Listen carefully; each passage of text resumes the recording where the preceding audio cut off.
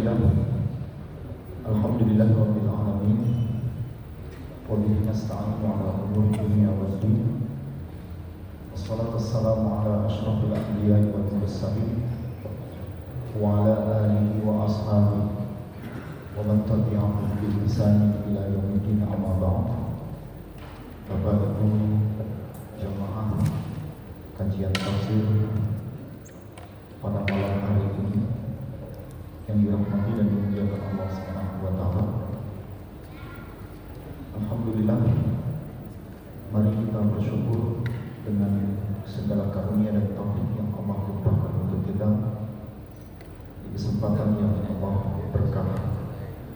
Allah berkahi, Allah rahmati, Allah rahmati kita dipertemukan untuk kebaikan, dan ini bagian dari kesyukuran atas nikmat ketauhidan. Dijaga kehidupan ini dengan keistiqomahan semata-mata menguatkan keimanan dan ketakwaan kita kepada Allah Subhanahu wa taala. Salawat salam semoga selalu tercurahkan kepada Rasulullah Muhammad SAW yang selalu menjadi pencerah, penguat keilmuan yang menambah kemantapan hati kita untuk semakin yakin karena ilmu, bukan yakin karena pendapat, bukan yakin karena teknologi informasi media, tapi menanamkan keyakinan karena kita berpijak berasas berdasar kepada sumber dari pengetahuan, asal usul dari ilmu yang tentunya bersumber dari Al-Quran sebagai manbaul ulum, sumber dari segala sumber ilmu pengetahuan. Masih dalam tema yang menjadi pembahasan kita pada surah Al-Kahfi, yang tentunya kalimat-kalimat dan kisah-kisah yang mengantarkan kita pada keterangan-keterangan, bukti-bukti yang menggambarkan tentang kebesaran, kekuatan, dan keagungan Allah Subhanahu wa taala, dengan apa yang telah dibuktikan dengan Al-Qisas, kisah-kisah yang ada di dalam Al-Quran, mengingatkan kita pada surah Al-Bayyinah yang tadi dibaca oleh imam kita yang ganteng.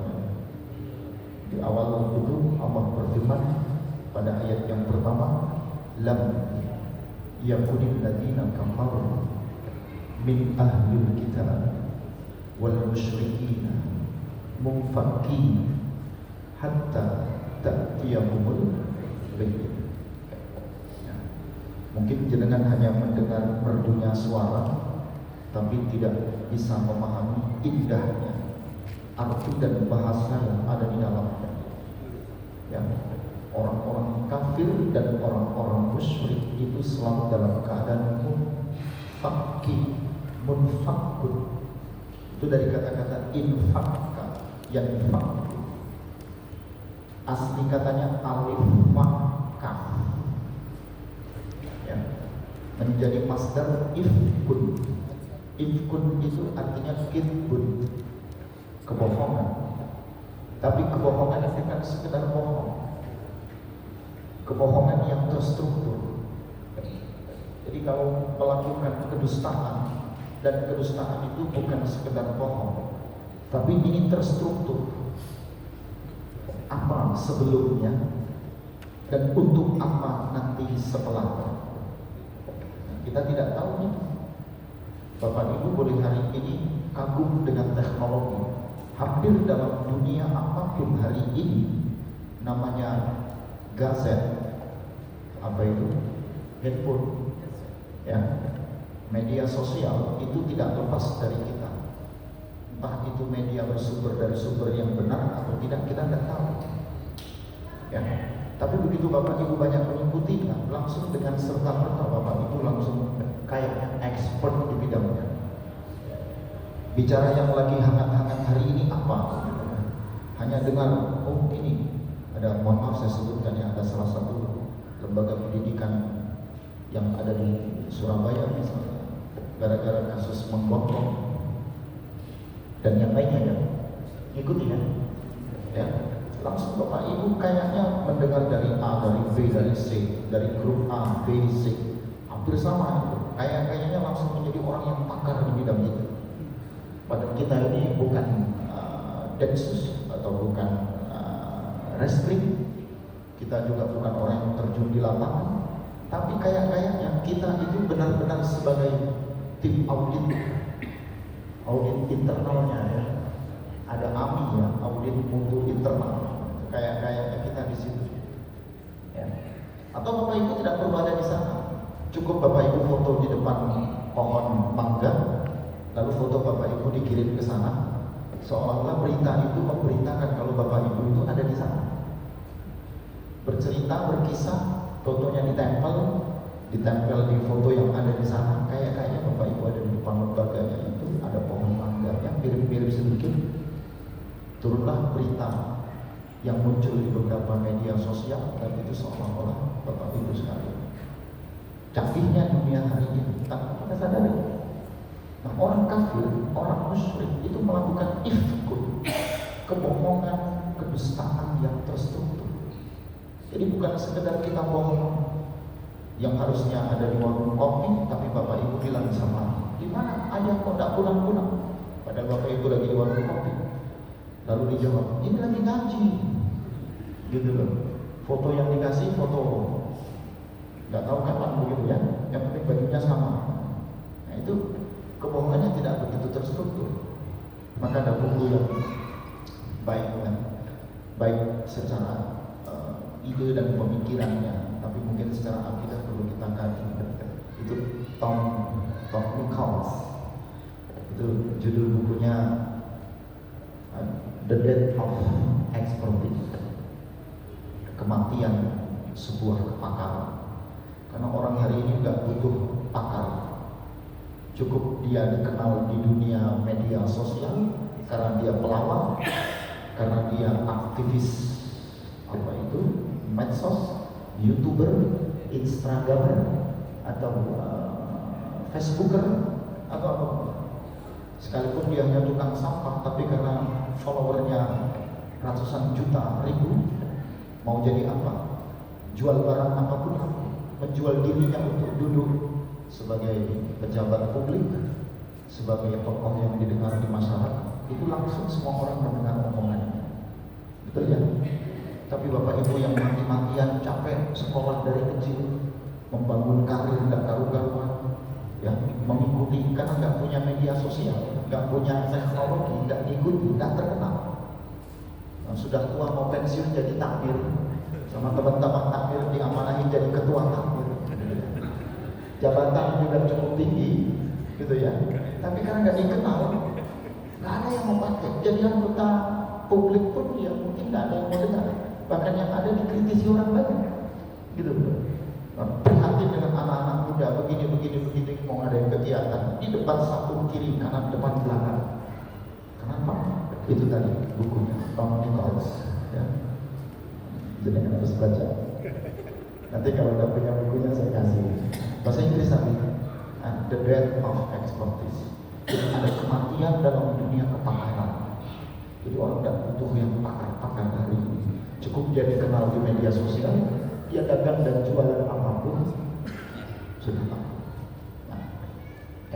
Nah, itu yang menjadi tujuan orang-orang kafir dan orang-orang musyrik.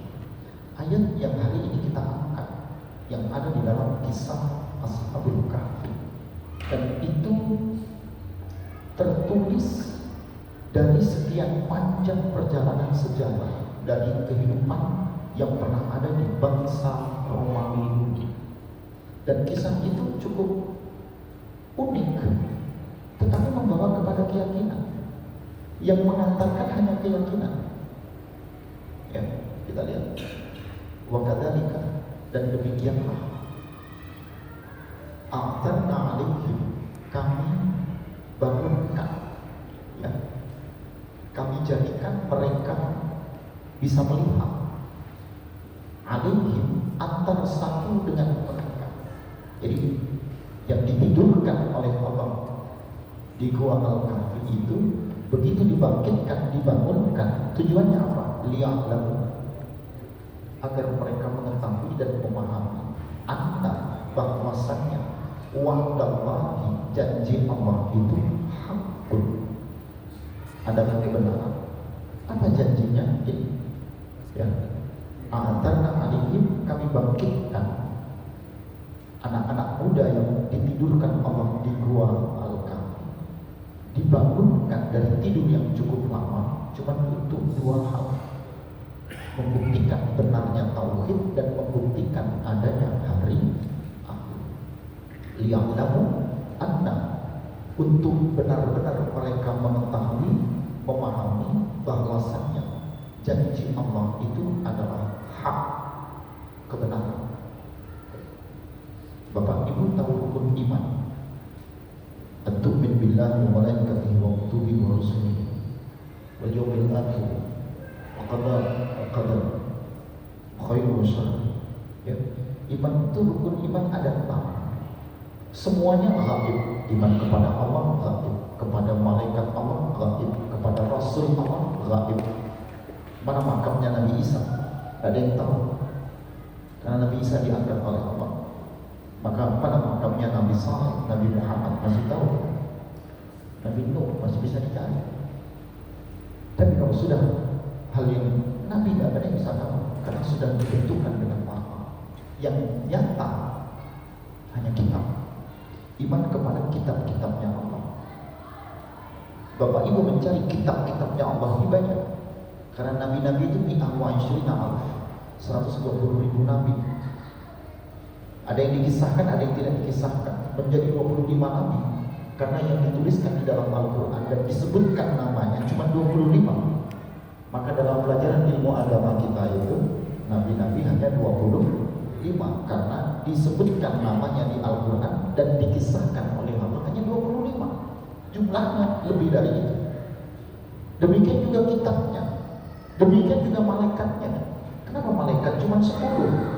Padahal jumlah malaikat itu banyak sekali. Jundun min junudillahi lam tarawha. Ada pasukan apa yang kita nggak bisa tahu jumlahnya. Nah, fungsinya menggambarkan dengan nama malaikat. Itu fungsi, bukan nama. Nah, yang ditinggalkan oleh Allah untuk kita hanya kitab-kitab yang mungkin masih bisa kita ketahui. Tapi dari sekian banyak kitab itu hanya satu yang menjadi keyakinan umat Islam hari ini, yaitu Al-Quran. Sehingga apa yang ada di dalam Al-Quran itu tidak akan mungkin mendatangkan kebohongan.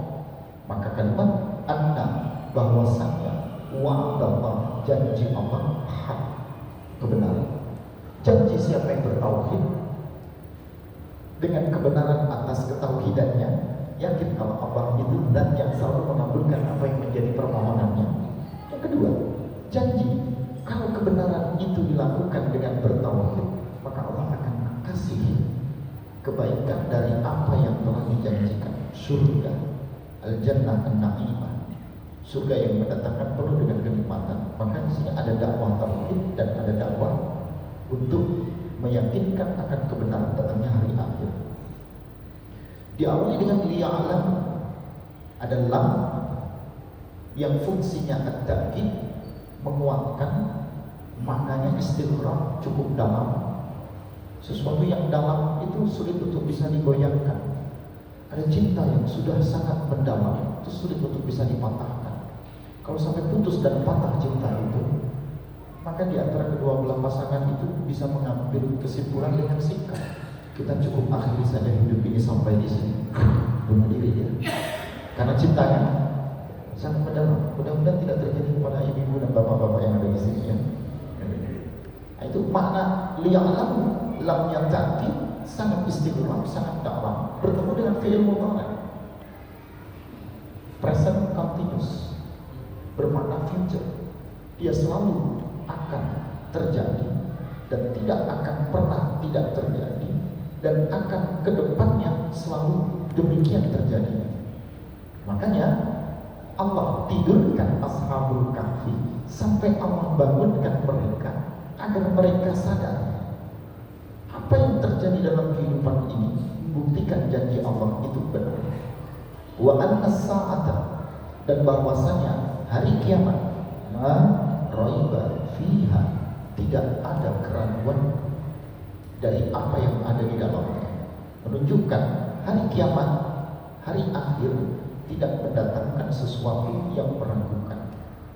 Idh yatanaza'una bainahum, meskipun di antara mereka saling menyalahkan antara satu dengan yang lain, meskipun di antara mereka saling menolak, disebut dengan tanaza'a, naza'a, itu saling berdebat, dan perdebatan itu tidak akan pernah berakhir sampai detik dan hari ini.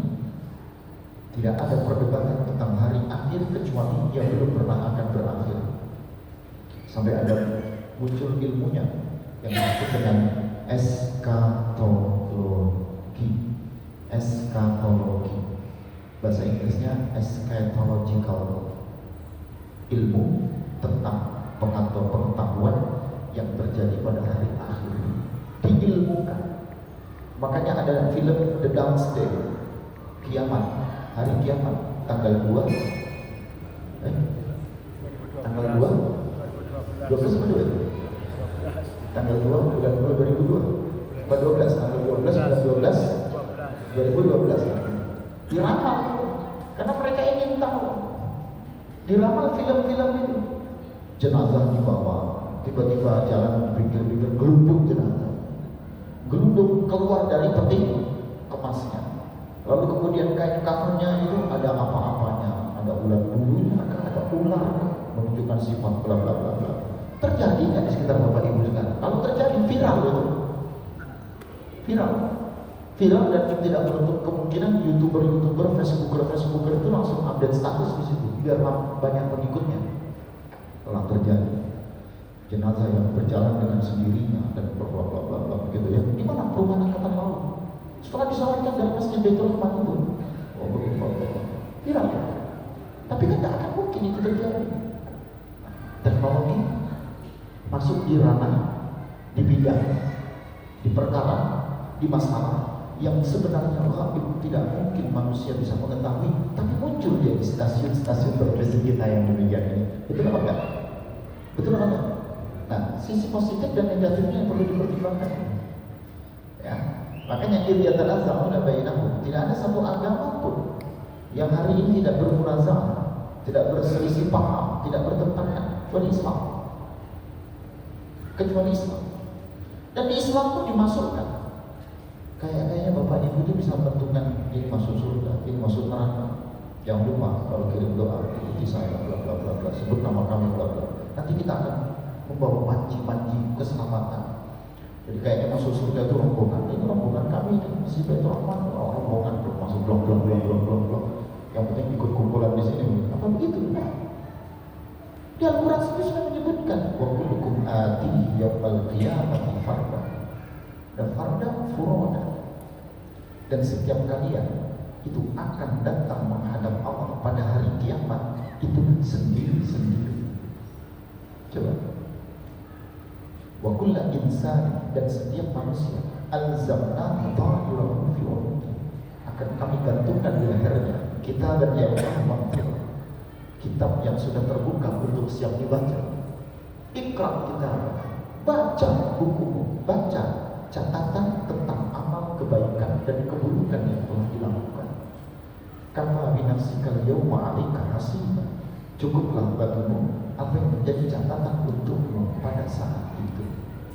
Nah, ada yang bisa berangkat rombongan satu-satu, tapi bisa memberi kesaksian kalau kita orang saleh. Bapak Ibu misalnya lebih saleh gitu ya dari kami, satu dengan kita, dengan antara yang lain lebih saleh begitu ya. Tiba-tiba Ustaznya kalau itu masuk ke neraka jalannya begitu ya. Bapak Ibu sebagai ketua takmir, imam masjid, malaikat-malaikat itu Ustaz saya ngaji, tolong dipanggil. Nah, itu masih bisa dengan pembuktian dan kekuatan kalau kita ini orang saleh. Gitu. Nah, disinilah perkara yang demikian ada yang bisa tahu. Semua agama, Hindu, Buddha, Konghucu, Yahudi, Nasrani, Sabi, Zoroaster, Zoroastrian, Al-Konfusius, Konghucu, tidak meyakini adanya kehidupan hari akhir. Semua mereka sudah bisa menentukan dengan hak hidupnya di dunia. Semua keyakinan agama ini sudah bisa menentukan dengan ilmu eskatologi dan ilmu ma ba'dal hadatah, ilmu ma ba'dal maut. Saya belajar mata kuliah itu 1 tahun, 2 semester. Ada mata kuliah namanya ilmu muqaramatil adyan yang mengajar Profesor Dr. Din Muhammad, berkebangsaan Sri Lanka. Itu eskatologi. Yahudi kayak gimana, Hindu kayak gimana, Buddha kayak gimana, Konghucu kayak gimana.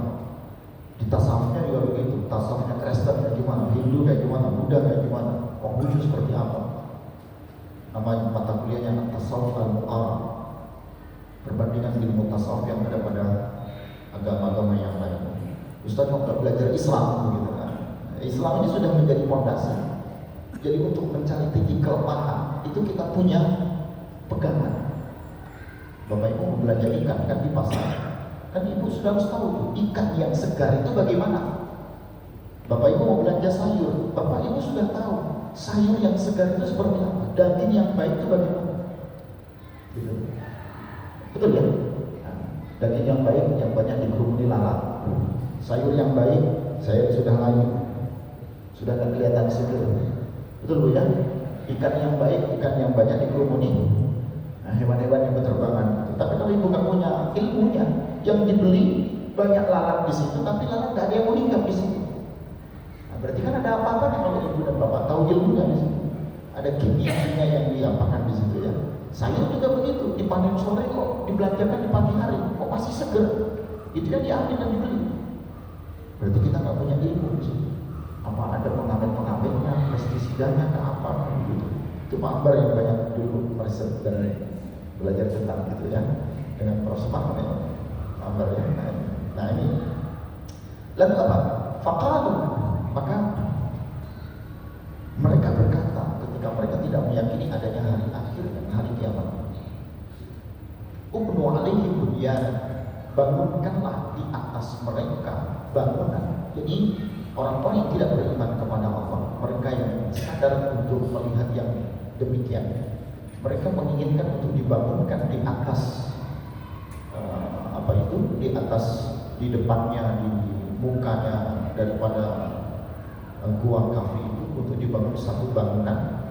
Lalu kemudian Rabbul a'lamu bihim, Allah Tuhan mereka lah yang lebih memahami tentang keadaan mereka.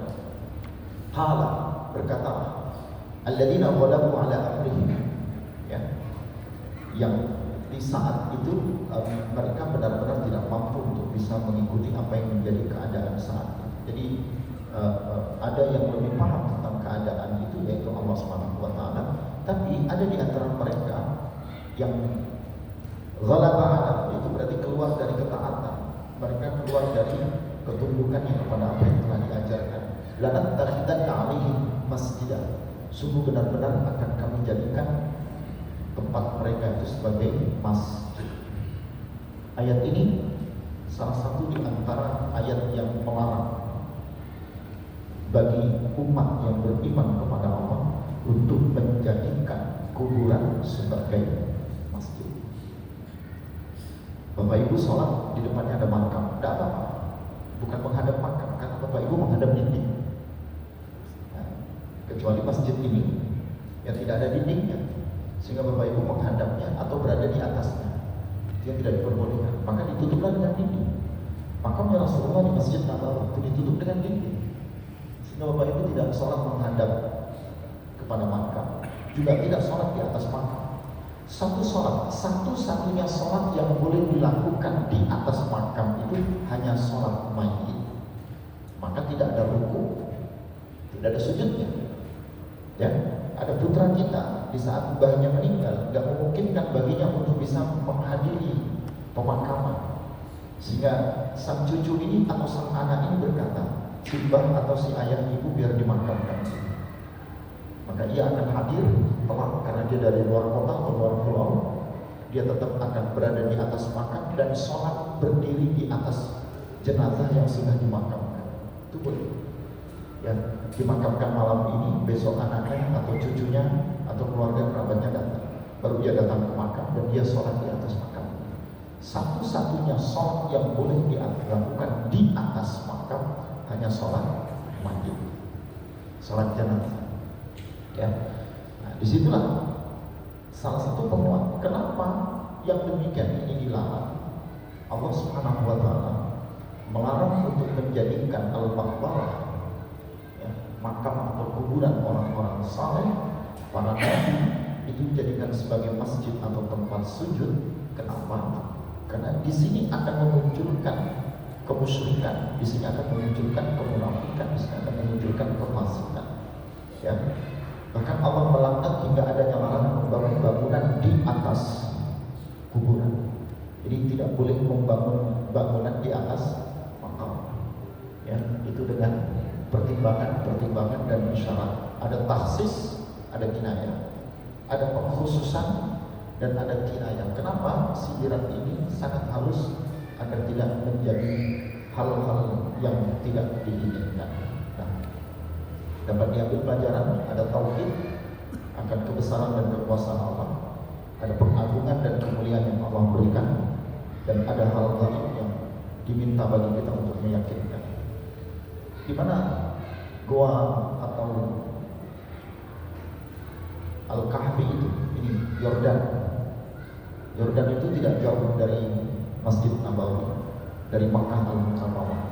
Naik bis 3 jam 4 jam.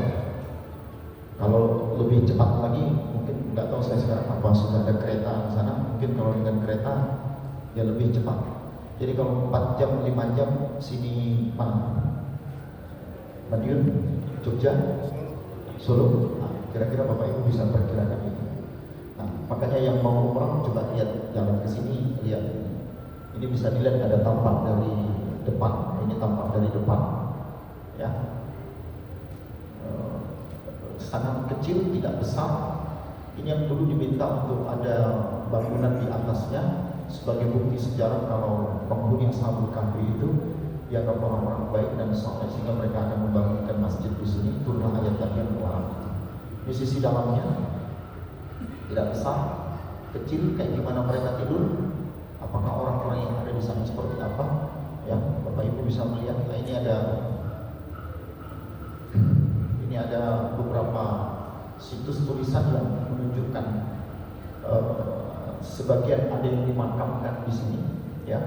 Karena di beberapa titik itu ada masih terkumpul tulang belulang, tapi sudah di zaman kerajaan Utsman itu sudah dikumpulkan dan dikuburkan, sehingga beberapa makam yang demikian ada tulisan-tulisan yang ketika Bapak Ibu melihat ini cukup melalui perjalanan yang cukup panjang dari kerajaan, dari bangsa kehidupan Romawi dulu, dan beberapa perjalanan panjang itu mengantarkan kita sampai detik dan hari ini. Karena fotonya sudah berwarna, maka foto yang diambil ini foto yang ada di zaman saat ini. Ya. Mungkin kita hanya bisa melihat yang demikian rupa. Oh, bentuknya masih ada. Para penduduk negeri Al-Hijr, Bapak Ibu juga bisa melihat. Oh, ini gunungnya, ini bukitnya. Mereka yang dulu membangun tidak mau bertauhid kepada Allah, sehingga mereka membangun bangunan. Jadi gunungnya batu itu dibuat tempat tinggal. Karena gunung itu pasoknya bumi. Harapannya ketika terjadi gempa hari kiamat, mungkin gunung dibolak-balik itu mereka tidak akan terbalik, karena mereka ini pasaknya bumi. Tapi ternyata Allah hancurkan, Allah musnahkan. Dan itu menjadi bukti dan saksi sejarah yang sampai detik dan hari ini masih dibiarkan dan ada. Kaum Amor, kaum Amorah, kaum Thamud, pengikut yang tidak beriman kepada Allah dari Nabi Lut, ya. Amor dan Thamud itu juga, Amorah itu juga dibiarkan sama Allah. Masih ada replika-replika yang berhubungan dengan mereka yang Sadum, ya, mereka bukan Sodom, kaum Sadum namanya, itu masih dibiarkan dan dijadikan sejarah untuk kehidupan kita. Artinya bukti-bukti ini yang mengantarkan bagi yang beriman kepada Allah kembali kepada jalan Allah, semakin mendekat kepada Allah, semakin taat dan tunduk kepada Allah. Yang kita cari dalam hidup ini apa? Cuma satu, ridhonya Allah. Yang kita cari ini apa? punya pasangan, ya lebih dari satu, atau cukup bertahan dengan satu, atau tidak memiliki sama sekali. Punya keturunan lebih dari satu, atau hanya satu, atau tidak punya sama sekali. Maaf. Punya harta, tidak punya apa-apa, atau punya secukupnya, atau memiliki lebih dari cukup. Punya pangkat, jabatan, kedudukan, dan seterusnya. Apa yang Bapak Ibu cari di muka bumi ini? Cuma satu, ridhanya Allah.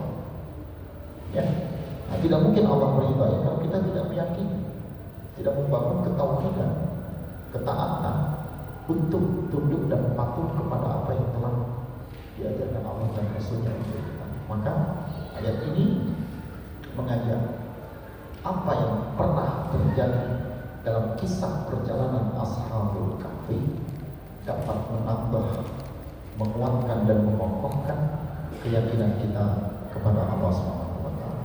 Ya.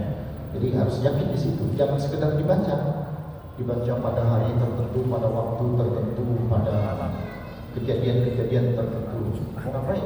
Baca surah Al-Kahfi dulu. Nah, jangan cuma membaca tapi kita tidak tahu arti dan maknanya. Ada makna global, ada makna khusus, ada yang mujmal, ada yang khas, ada yang umum, ada yang dikhususkan. Dan tentunya di sini menambah kebesaran Allah untuk kita dengan keyakinan semakin menguatkan apa yang telah Allah ajarkan untuk kita. Bapak Ibu yang dirahmati dan dimuliakan Allah Subhanahu wa taala, ada pertanyaan? Monggo, silakan. Ya, silakan.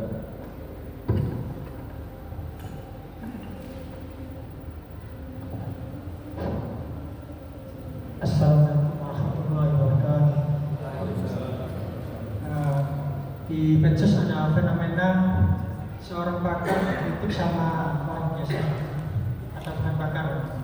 Terus bagaimana Anda mengkritik, atau sampai batas mana orang biasa boleh mengkritik? Ya. Halakal rubun man lam ya'rif qadra. Celakalah orang yang tidak bisa mengetahui ukurannya. Qadra itu ukuran atau kemampuannya. Ada sang pakar yang akan dikritiki oleh yang bukan pakar. Ada orang yang berilmu, ada orang yang berpengetahuan dan berwawasan luas akan dikritiki oleh orang yang tidak memiliki apa-apa. Ya, tentunya kalau kita kembalikan kepada apa yang ditinggalkan Allah dengan Rasulnya, ya, ada adab atau akhlak yang diajarkan untuk kita, bagaimana kita menghargai orang-orang yang berilmu. Yarfa'illahu alladziina aamanu minkum walladziina utul ilma darajat. Ya, tentunya kita sebut orang ini penuh dengan kepakaran ketika ia mendekatkan dirinya kepada Allah. Disebut orang ini hebat dengan ilmunya, dengan wawasannya, dengan pengetahuannya ketika dia dekat kepada Allah. Nah, yang akan mengkritiki ini dilihat dari sisi apanya. Nah, kalau dia lebih agamis, lebih religi, mengkritiki orang yang tidak religi, meskipun dia pakar, dia dokter tapi tidak pernah sholat, dia ilmuwan, insinyur, tapi dia tidak taat kepada Allah. Nah, ketika pendekatan pengkritikan ini mendekatkan dirinya kepada Zat yang telah menciptakannya dari sisi ketauhidannya, maka ini yang lebih baik. Maka boleh ya menyalahkan sesuatu ketika sesuatu itu berhubungan dengan kebenaran agama Allah, tanda kutip akidah atau ibadah, ya, atau disebut dengan yang lain pada bab iman, Islam dan ihsan. Itu silakan, ya. Nah, jadi boleh kita mengkritisi sesuatu, tapi kritiknya membangun. Kritik yang membangun itu kritik yang mengantarkan kita kepada kebenaran, karena kita memiliki hal yang luar biasa di situ. Ya. Yang kedua, kita perhatikan ya, ada orang yang berilmu itu dia akan lebih rendah, tawadhu. Ya. Orang itu semakin dia banyak wawasan dan keilmuannya, dia akan bersikap tawadhu. Orang akan ketika dia tinggi hartanya, jabatan dan posisinya, dia akan berunduk. Tawadhu takun kanajmila al-nadhin ala safahatil ma fawarafi. Jadi orang tawadhu itu kayak ibarat bintang. Bintang itu ada di langit. Ketika cahaya bintang yang ada di langit itu memancarkan air yang ada di muka bumi ini, maka pantulan bintang itu kayaknya ada di dasarnya air itu tadi. Jadi ilustrasi orang tawadhu itu seperti bintang yang pancarannya menyentuh air, ya. Dan ketika pancaran itu menyentuh air, bintang itu kayaknya ada di dasar air itu tadi. Nah, itu kira-kira. Nah, jadi meskipun dia tinggi, ala safahatil ma bahwa rafi, meskipun dia berada di dasarnya air, tapi kedudukan bintang itu tetap mulia dan tinggi. Ya, sama seperti ilustrasi lain. Bapak Ibu punya emas, punya batangan emas, diletakkan dimanapun, di tempat yang kotor pun, di tempat yang hina pun, dia tetap emas. Tapi emas yang sesungguhnya, bukan emas yang kita setorkan di setiap pagi hari ini. Mohon maaf, bukan itu, tapi emas yang sesungguhnya. Nah, ini. Dia tetap mulia. Logam mulia itu dimanapun dia tetap mulia. Diletakkan dimanapun dia tetap mulia. Nah, artinya mengkritisi sesuatu ketika berpijak pada kebenaran, ya, dengan adab, dengan akhlak, dengan etika, dengan moral yang dikedepankan dan itu membawa kepada sebuah kebenaran, itu diperbolehkan dan sangat baik-baik saja. Di poin yang kedua, jadi pertama itu pada akidah ibadah karena ada agama, yang kedua ada adab, etika, akhlak, bagaimana kita akan mengkritisinya, dan yang terakhir, ya, bagaimana cara kita mengkritisi orang-orang yang dalam posisi dia punya ekspor, dia punya kepakaran, sementara kita ini orang biasa, caranya bagaimana? Maka bicaralah dengan arif, tulislah dengan bijak, ya, tidak menyudutkan, tidak menyinggung, ya, karena di sini posisinya adalah muamalah kita, ya, jadi ada hubungan vertikal kita kepada Allah, ada horizontal muamalah kita kepada makhluk yang ada di sekitar kita, al-muamalah ma'ala alami. Maka kedepankan bukan sekedar adab, akhlak, tetapi muamalah, ada ta'amul, ada saling menyambung antara kedua belah pihak, karena ia menghargai. Yang satu tidak tahu ingin bertanya kepada yang tahu, dan yang tahu ini juga tidak sembarang seolah-olah dia yang paling tahu, sehingga memutus hubungan bagi orang yang tidak tahu. Itu 3 poin itu barangkali bisa dipakai. Ada lagi? Ya. Bapak Ibu yang dirahmati dan dimuliakan Allah Subhanahu wa taala, alhamdulillah, mudah-mudahan kajian kita di kesempatan hari ini diberkahi dan dimuliakan. Kita menjadi pribadi yang selalu dalam keadaan tunduk, patuh dan taat kepada Allah, mengikuti apa yang telah diajarkan Allah dengan keyakinan dan keimanan kita. Dan yang kedua, kita didekatkan untuk mengetahui hal-hal yang gaib yang semakin menambah kekuatan, karena kekuatan yang gaib itu bukanlah sesuatu yang harus nyata, tetapi membawa keimanan dan keyakinan kita. Kita siratal mustaqim, siratal ladzina an'amta 'alaihim ghairil maghdubi 'alaihim waladdallin. Astaghfirukum wa akhiru da'wakum subhanakallahumma wa bihamdika asyhadu an la ilaha illa anta astaghfiruka wa atubu ilaik. Assalamualaikum warahmatullahi wabarakatuh.